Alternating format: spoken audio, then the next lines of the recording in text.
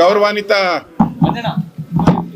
Speaker ಅವರು ಕಳೆದ 15 ದಿನದಿಂದನೂ ಕೂಡ ನನ್ನ ಜೊತೆ ನಿರಂತರವಾಗಿ ಈ 18 ಜನ ನಮ್ಮ ಬಿಜೆಪಿಯ ಶಾಸಕರನ್ನ ಏನು ಅಮಾನತ್ ಮಾಡಿದ್ರು ಅದರ ಬಗ್ಗೆ ಚರ್ಚೆಯನ್ನ ಮಾಡಿದ್ರಿ. ನಾನು ಕೂಡ ಅವರನ್ನು ಹಲವಾರು ಬಾರಿ ಭೇಟಿ ಮಾಡಿದ್ದೆ.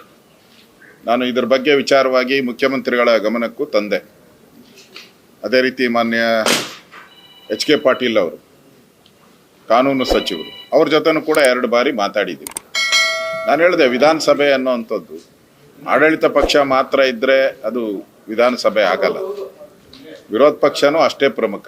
ನೀವು ನಮ್ಮ 18 ಜನ ಸಸ್ಪೆಂಡ್ ಮಾಡಿದ್ರೆ ನಾವ್ಯಾರೂ ಕೂಡ ಭಾಗವಹಿಸೋಕ್ಕೆ ಸಾಧ್ಯನೇ ಇಲ್ಲ. ಈ ಥರದ ಘಟನೆಗಳು, ಭಾಳಷ್ಟು ಘಟನೆಗಳು ಈ ಥರದ್ದು ವಿಧಾನಸಭಾ ಅಧಿವೇಶನದಲ್ಲಿ ನಡೆದಿದೆ.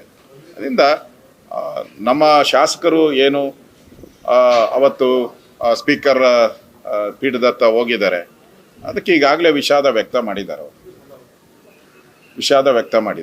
ಸೊ ಅಲ್ಲಿಗೆ ಅದನ್ನು ಮುಗಿಸ್ಬೇಕಾಗಿತ್ತು.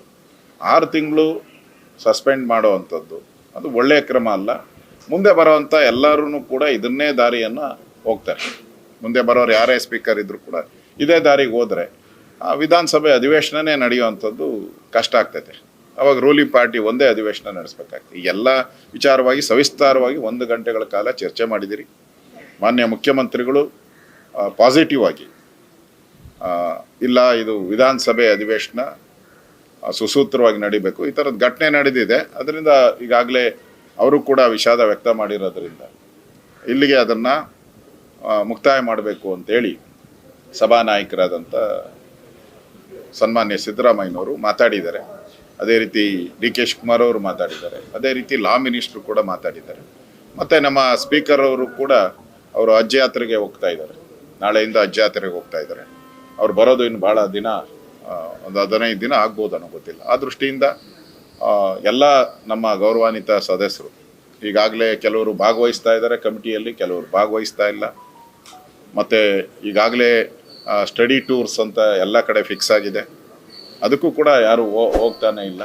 ಎಲ್ಲ ದೃಷ್ಟಿಯಿಂದನೂ ಸದನ ಸರಿಯಾಗಿ ನಡಿಬೇಕು ಅನ್ನೋ ದೃಷ್ಟಿಯಿಂದ ಸನ್ಮಾನ್ಯ ಎಚ್ ಕೆ ಪಾಟೀಲ್ ಅವರಿಂದ ಹಿಡಿದು ಮುಖ್ಯಮಂತ್ರಿಗಳು ಎಲ್ಲರೂ ಕೂಡ ಪಾಸಿಟಿವ್ ಆಗಿ ಇದನ್ನು ಇಲ್ಲಿಗೆ ಅಂತ್ಯ ಮಾಡೋಣ ಅಂತ ಹೇಳಿದ್ದಾರೆ. ನಾನು ಒಬ್ಬ ವಿರೋಧ ಪಕ್ಷದ ನಾಯಕನಾಗಿ ನಾನು ಕೂಡ ಇವರೆಲ್ಲರ ಜೊತೆ ನಿರಂತರ ಸಂಪರ್ಕದಲ್ಲಿದ್ದು, ಪ್ರಜಾಪ್ರಭುತ್ವದಲ್ಲಿ ಈ ಥರದ್ದು ಆಗುವಂಥದ್ದು ಸರ್ವೇ ಸಾಮಾನ್ಯ. ಅದನ್ನು ಎಲ್ಲರೂ ಕೂಡ ಪಾಸಿಟಿವ್ ಆಗಿ ತೊಗೊಂಡು ಕೆಲಸ ಮಾಡಬೇಕು ಅನ್ನೋ ದೃಷ್ಟಿಯಿಂದ ಸದನದ ಗೌರವ ದೃಷ್ಟಿಯಿಂದ ಮಾತಾಡಿದ್ದೀವಿ. ಮುಖ್ಯಮಂತ್ರಿಗಳು ಅದಕ್ಕೆ ಸ್ಪಂದನೆ ಮಾಡಿದ್ದಾರೆ, ಸ್ಪೀಕರ್ ಅವರು ಸ್ಪಂದನೆ ಮಾಡಿದ್ದಾರೆ. ಸುಖಾಂತ್ಯ ಆಗುತ್ತೆ ಅನ್ನೋ ವಿಶ್ವಾಸ ಇದೆ. ಅಲ್ಲ, ಈಗ ಇವತ್ತೇ ಮೋಸ್ಟ್ಲಿ ಇವತ್ತು ನಾಳೆ ಸ್ಪೀಕರ್ ಅವರು ಇದಕ್ಕೆ ಹೋಗ್ತಾರೆ, ಹಜ್ ಯಾತ್ರೆಗೆ ಹೋಗ್ತಾರೆ. ಹೋಗಕ್ಕೆ ಮುಂಚೆ ಇದನ್ನೆಲ್ಲ ಆದೇಶ ಮಾಡಿ ಹೋಗ್ತಾರೆ. ಹೌದೌದು, ಇದು ಯಾಕಂದ್ರೆ ಡೆಮೋಕ್ರಸಿ ಇದಲ್ವಾ, ಅಧಿವೇಶನದಲ್ಲಿ ಆಗಿರುವಂಥದ್ದು ಆಡಳಿತ ಪಕ್ಷ ಮತ್ತು ವಿರೋಧ ಪಕ್ಷ. ಅಧಿವೇಶನ ಅಂದ್ರೆ ಆಡಳಿತ ಮತ್ತು ವಿರೋಧ ಪಕ್ಷ. ಈಗ ಆಡಳಿತ ಪಕ್ಷದ ನಾಯಕರಾದಂಥ ಸಿದ್ದರಾಮಯ್ಯನವರು, ಕಾಂಗ್ರೆಸ್ ಪಾರ್ಟಿ ಅಧ್ಯಕ್ಷರಾದಂಥ